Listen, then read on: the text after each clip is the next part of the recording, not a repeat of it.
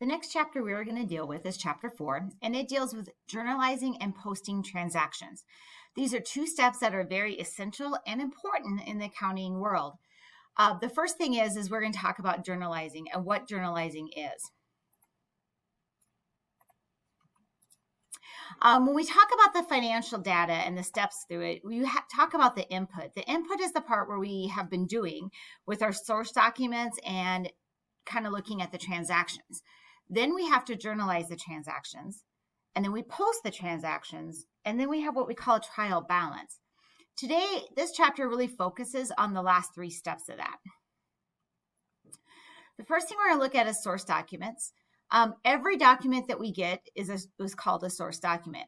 This document tells us what we need to do. When you think of a document, you think of an invoice that you got from someone, maybe it's a purchase order that you got from someone, maybe it's a bill, like your utilities bill would be a source document. So it's the information that tells you what you need to do with that document, whether pay for it or whatever. These are more examples of what you're going to have: cash receipts, cash payments, stubs from checks, goods and services things, purchases, invoice, things like that. We use these source documents and we put them into what we call the chart of accounts. And in the chart of accounts, we actually use all the different accounts of the business. So we've been talking about cash, we've been talking about supplies and accounts payable and accounts receivable and capital. Those are all accounts. And in those accounts, we're going to number them. We're going to number them in a consistent pattern that is used universally across the board.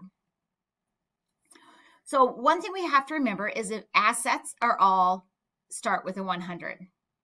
So assets are going to be like 1, 110, 100, 110, 115, 116, 117, however you guys want, however the company decides to number them. That's the way they're going to be. And then liabilities start with 200. So if you see a 200 account, you know it's a liability automatically. Owner's equity is a 300s. Expenses is 400s, or revenue is 400. Sorry about that. And expenses is 500. So this is what you really need to know as we go through and we number accounts and we set the account, is that what number do they start with?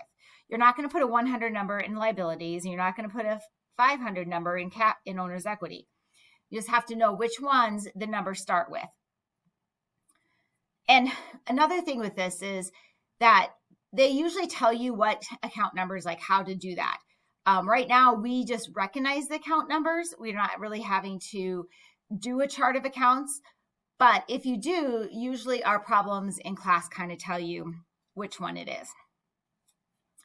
Right. Journaling is our day-to-day transaction, what we do with our transactions every day. We want to record them. We want to show that we have put the correct thing in the right area, and we have basically do what we've been doing, except we're going to do it in what we call a general ledger. So this is commonly referred to as a book of ordinary original entry. You have two columns, one's for debits, one's for credits. Any type of transaction that you have may be entered into a general journal. The act of entering transactions is called journalizing. And you need to know four things: the date, the time, the amounts, and the brief description. After we have recorded the date, the time, the title of the account, the amounts, and the brief description, then a couple things that we want to talk to you about. Maybe I stopped it. A couple things I want to talk to you about is this journaling process. And I'm sorry if something has kind of skipped around this video. I cannot tell whether I actually started recording when it came back on, but this is a journal sheet. We have our little description right here. And then over here, we actually have the date. You only put the month in there the first time. And then after that, you just have to put the actual date.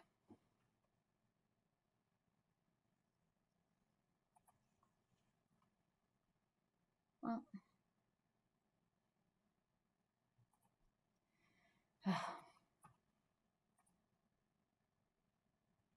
Step 2 in the journalizing entry is entering the description. So in our transaction, we said that he deposited $5,000. So we're going to write cash, and then we're going to write $5,000. That tells us the first account we're using is a cash. We always list our debit first. So your debit, whichever account is debited, is going to be listed first.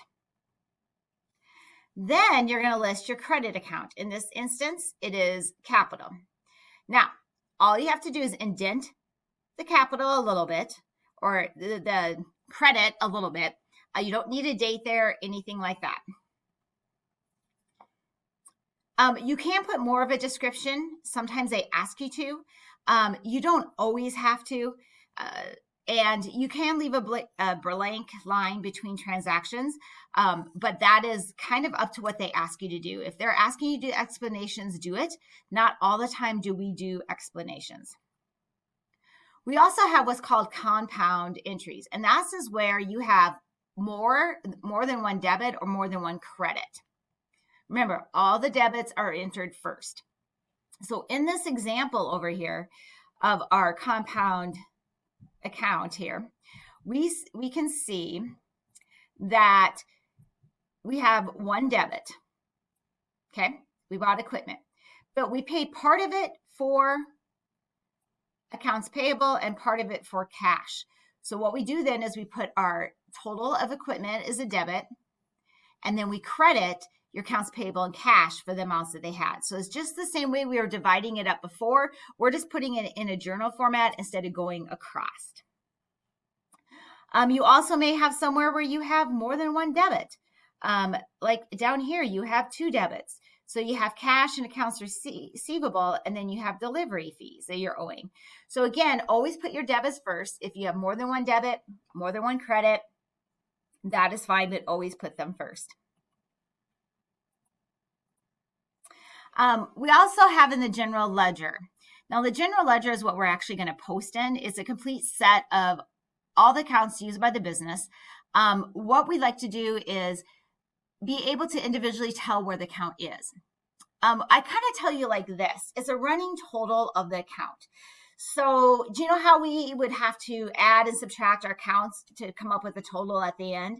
That's what we are doing, except we're doing it in journal, so it'll make it easier for us to be able to do it. This is what your general journal looks like. If you notice your T account on the left-hand side, you can just pretty much put it right over to the right-hand side and see where it is. It is the cash T account right there. You will also notice that you have an account number, an account title, and then again the date. And the date is put on there just the same thing, just June is on there first. You would not put June on each one of them, but you do put the date in there. And then you just put the balances of what happened. So here they debited it and then they credited it, and then they had a debit and they had a credit. This column right here is a running balance. So we would take 5,000 minus the 2,000 would be 3,000. 3,000 minus 600 would be 2,400. 2,400 plus 2,100 is 45. 45 minus 1,000 is 3,500. So this one is our running total. Essential to remember that. When we post the general ledger, we basically have 5 steps.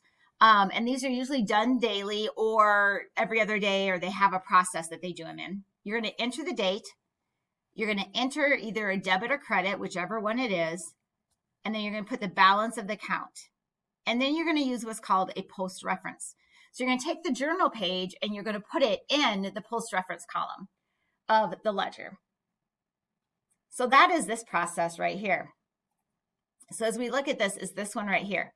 That's our post reference. We know our general ledger account is cash. It's 101. So we put 101 up there saying that we posted that.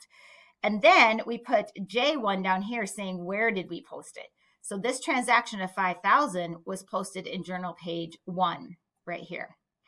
The reason why we want to put these here as we journalize or as we post our transactions in our ledger is because this tells us that we actually posted the amount. I've had students that just go through and list all of these first and then post and they miss one. And so it's kind of able to tell us where things are and how to get there. The trial balance is the next item, and this is just where you take it to equal debits and credits. You can be prepared for this daily, weekly, monthly, whenever you want to.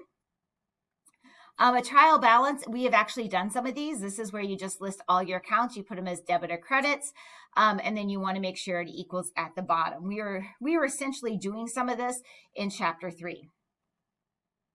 Sometimes we find errors, and I'm not going to go through every single error right now, but this slide and the next couple slides show you how to find errors. If they are not equaling each other, is there a difference between the debits and credits? Is it divide by 2? Is it divide by 9? Is it a sliding error, transposition error? Those are all things that you can look at, and they're very handy. I would put a marker on this page. So you can always go back when your balances are not equal and say, how can I figure this out? What did I do wrong? It's very easy to write 250 and write 520 instead.